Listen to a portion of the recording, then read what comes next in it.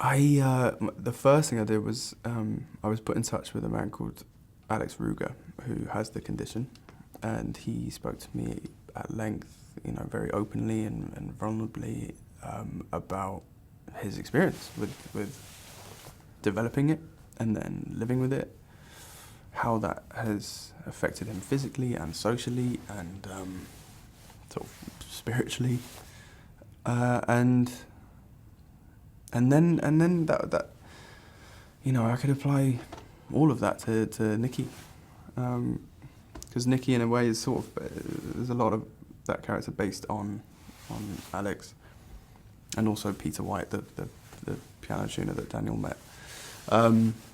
That's where I began with prepping for Nicky.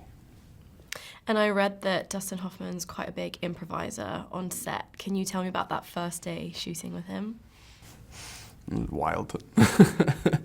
He does it. Yeah, he's managed to kind of master letting go of his inhibitions and maybe like turning off a voice that stops you from I don't know, saying stuff. He loves telling stories, and he's so good at it. So it was a joy to just like sit there and be told stories by Dustin Hoffman. Suited the character as well. Yeah, it did.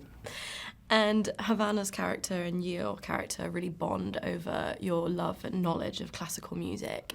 Is there a genre of music you feel similarly passionate about?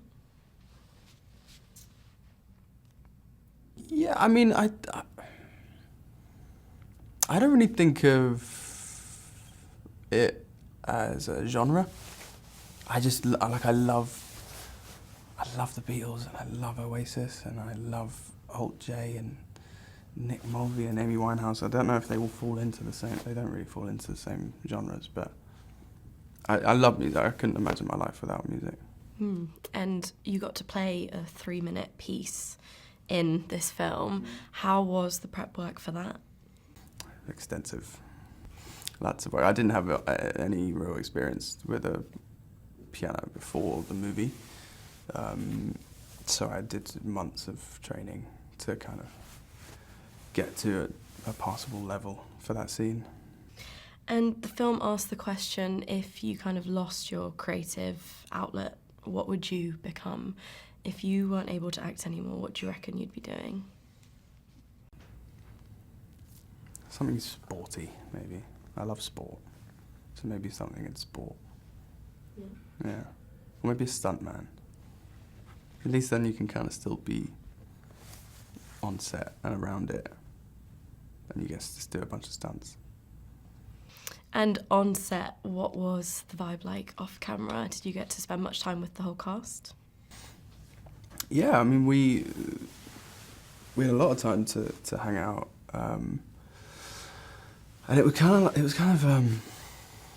for me, it was kind of like making 3 different movies, because I had all the stuff with Dustin and sometimes Toba too, and then Havana, and then Leo and Gil and Nissan for all the heist stuff, and they were such a laugh. I loved hanging out with those guys. And finally, as sound design plays such an integral part of this film, it must have been amazing to see the final product. Have you seen it, and what was it like? I've seen it, and it's extraordinary what Johnny Byrne has done with that design.